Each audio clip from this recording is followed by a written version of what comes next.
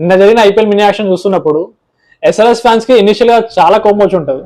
ఎందుకంటే IPL action 2:30కి start అయితే 3:30, 4:30, 5:30, 6:30, 7:30 అప్పటి వరకు అసలు ఎస్ఆర్ఎస్ ఎవరిని తీసుకోలే. ఎలా అనిపించిందంటే అసలు ఎస్ఆర్ఎస్ వాళ్ళు ఎందుకు వచ్చారు? ఇది కూర్చొనికి వచ్చిరా? ప్లేయర్స్ వస్తున్నారు పోతున్నారు, ఎవరిని తీసుకోవట్లేరు. మరి ఉన్న 25 వస్తుంది అలాగే తీసుకుపోతారా ఏంది? ఎవరైనా తీసుకోవచ్చు కదా అని.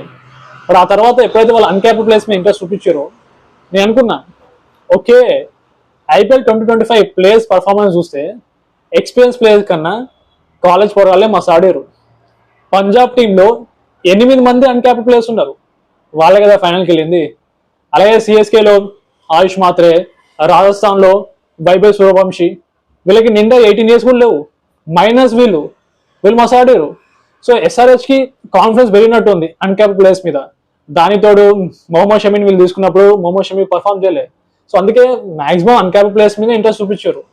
నిన్న వాళ్ళు ఆప్షన్లో 10 మంది ప్లేసింగ్ కొంటే అందులో 8 మంది అన్క్యాప్డ్ ప్లేయర్సే. ఇంకా గట్టిగా చెప్పాలంటే అందులో 7 members బేస్ ప్రైస్కి కొనుక్కోరు. అంటే ఎస్ఆర్ఎస్ టీం తప్ప ఇంకా ఎవరు ఇంట్రెస్ట్ కూడా చూపించలేదు ఆ ప్లేయర్స్ మీద.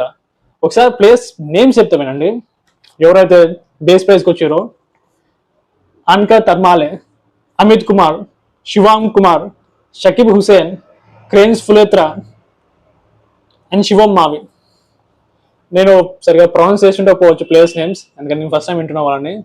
సో బేస్ ప్రైస్కి వచ్చారు వీళ్ళందరూ. అందులో శివం మావి ఓకే క్యాప్డ్ ప్లేయర్, బట్ మిగతా 6 members అయితే అన్క్యాప్డ్ ప్లేయర్స్. వీళ్ళ గురించి ఎవరికి తెలిసి కూడా ఉండదు. ఒక ప్లేయర్ గురించి నాకు ఐడియా ఉంది, అతని పేరు క్రేన్స్ ఫులేత్రా. ఒకసారి క్లాస్ అని ఒక పాడ్కాస్ట్ లో తన గురించి చెప్తాను అనమాట.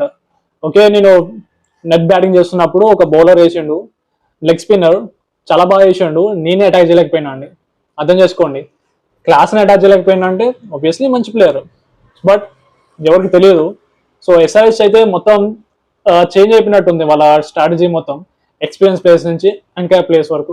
నిజానికి వీళ్ళు లివింగ్ స్టోన్ తీసుకుంది కూడా ప్రశాంత్ వీర్ అండ్ కార్తిక్ శర్మ దొరకపోవడం వల్ల.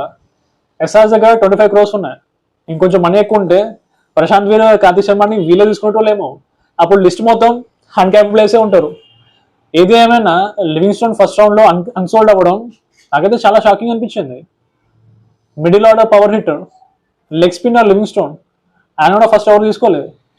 దీన్ని బట్టి ఒకటైతే చాలా క్లియర్గా ఉంది, ఐపీఎల్ ఫ్రాంచైజెస్కి ఒకప్పుడు ఫారెన్ ప్లేయర్స్ మీద చాలా ఇంట్రెస్ట్ ఉండే, బట్ ఇప్పుడు ఫారెన్ ప్లేయర్స్ నుంచి మూవ్ ఆన్ అయిపోయారు. మాక్సిమం ఇండియన్ డొమెస్టిక్ ప్లేయర్స్ మీద ఎక్కువ ఇంట్రెస్ట్ చూపిస్తారు.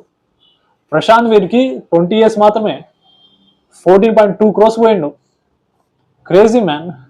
సో ఇది ఇండియన్ డొమెస్టిక్ ప్లేయర్స్ ఎవరైతే చూస్తున్నారో వాళ్ళకి అర్థమైపోయి ఉంటాయి ఇక్కడ నుంచి ఫారెన్ ప్లేయర్స్ కాదు ఇంపార్టెంట్, డొమెస్టిక్ ప్లేయర్స్ ఇంపార్టెంట్. వాళ్ళు నిజంగా ఇక్కడ నుంచి ఇంకా బెటర్గా పర్ఫామ్ చేస్తారు అనుకుంటున్నాను. ఎనివే ఒకసారి ఎస్ఆర్హెచ్ ప్రబబుల్ ప్లేయింగ్ 12 చూద్దాం. స్టార్టింగ్ బ్యాటింగ్ ఆర్డర్ అయితే సేమే ఉంటుంది. Travis Head, Abhishek Sharma, Ishan Kishan, Nitish Kumar Reddy, Klaasen. And number 6లో 13 crores పెట్టి తీసుకురు కదా, లివింగ్ స్టోన్ ఆడిపిస్తారు అనుకుంటున్నా. And number 7 Aniket Varma.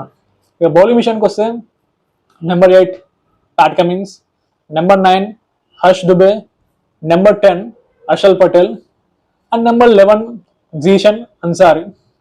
నాకు తెలిసినంత వరకు వీళ్ళు ఇంపాక్ట్ ప్లేయర్గా శివం మామిని తీసుకుంటారు అనుకుంటున్నా.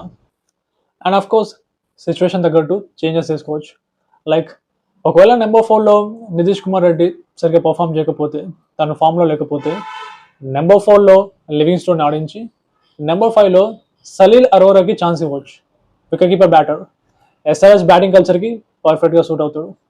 లివింగ్ స్టోన్ బదులుగా జాక్ ఎడ్వర్డ్స్కి ఛాన్స్ ఇవ్వచ్చు, బట్ అది చాలా రేర్ అనుకుంటున్నా. ఐ మీన్ 13 crores పెట్టి తీసుకున్నారు కదా, మాక్సిమం లివింగ్ స్టోన్ ఆడిపించవచ్చు. లేదు లివింగ్ స్టోన్ కాకుండా ఈశాన్ మల్లికన్ కూడా ఛాన్స్ ఇవ్వచ్చు. ఓవర్సీస్ ప్లేయర్స్ మీద డిపెండ్ అయినప్పుడు ఇలాంటి ఇష్యూసే వస్తాయి, సరిగా చేంజెస్ చేసుకోలేరు. ఎందుకంటే ఓవర్సీస్ ప్లేయర్స్ నలుగురు ఉండాలి కాబట్టి. శివం మావి ప్లేస్లో జయదేవ్కి ఛాన్స్ ఇవ్వచ్చు. బట్ ఇలా ఏ రకంగా చూసుకున్నా సరే ఎస్ఆర్ఎస్ బౌలింగ్ స్ట్రాంగ్గా అనిపించట్లేదు. బ్యాటింగ్కి ఏ ప్రాబ్లం లేదు, కిరాక్ ఉంది బ్యాటింగ్ అయితే. వాళ్ళు ఈజీగా 240-250 runs కొడతారు. కానీ బౌలింగ్స్ ఎట్లున్నారంటే వీళ్ళు 240-250 runs ఇచ్చేలా ఉన్నారు. ఒకప్పుడు ఎస్ఆర్ఎస్ బౌలింగ్ ఎలా ఉండే, ఇప్పుడు ఎలా ఉంది గుర్తుందా? 2018 SRS versus MI. SRS first batting చేసినప్పుడు 118 runs కొట్టింది, 118 runs. ఎవరైనా అనుకున్నారా డిఫెండ్ చేయగలుగుతుందని? బట్ ఎస్ఆర్హెచ్ డిఫెండ్ చేసింది. ముంబై ఇండియన్స్ని 87కి ఆల్అౌట్ చేసింది. అట్లుండే ఎస్ఆర్హెచ్ బౌలింగ్ ఒకప్పుడు. బట్ ఇప్పుడు నాకైతే ఫస్ట్ ఇంప్రెషన్ అయితే ఎస్ఆర్హెచ్ బౌలింగ్ స్ట్రాంగ్ అనిపించట్లే. బట్ ఇది ఆన్ పేపర్ బట్టి చెప్తున్నా. ప్రతిసారి ఆన్ పేపర్ ఎట్లుందో గ్రౌండ్ పర్ఫార్మెన్స్ కూడా అలాగే ఉండవు. అలా అనుకుంటే సిఎస్కేకి 5 ట్రోఫీస్ ఉండేవి కాదు. కొన్ని టీమ్స్ ఆన్ పేపర్ చాలా స్ట్రాంగ్ అనిపిస్తాయి కానీ క్వాలిఫై కూడా కావు. కొన్ని టీమ్స్ ఆన్ పేపర్ చాలా వీక్గా అనిపిస్తాయి కానీ క్వాలిఫై కావడంతో పాటు ట్రోఫీ కూడా గెలిచిన సందర్భాలు ఉన్నాయి. ఎస్ఆర్హెచ్ అయితే అన్క్యాప్డ్ మీద ఎక్కువ ఇన్వెస్ట్ చేసి ఒక చిన్న రిస్కే తీసుకుందని చెప్పాలి. ఎందుకంటే ఇది మెగా యాక్షన్ కాదు, మినీ యాక్షన్ అని తెలుసు కదా. మెగా యాక్షన్ ఆల్మోస్ట్ ఎవ్రీ 3 yearsకి వస్తుంది. సో వీళ్ళు ఇప్పుడు అన్క్యాప్డ్ ప్లేయర్స్ని తీసుకొని వీళ్ళని ట్రైన్ చేసి వీళ్ళకి ఛాన్స్ ఇచ్చి వీళ్ళు బాగా పర్ఫామ్ చేసే టైంకి రిలీజ్ చేయాల్సి వస్తుంది. ఎనివే ఎస్ఆర్హెచ్ అయితే వాళ్ళకి కావాల్సిన ప్లేయర్స్ని వాళ్ళు తీసుకోరు. చూద్దాం ఎలా పర్ఫామ్ చేస్తారో IPL 2026లో. That's it guys, see you again.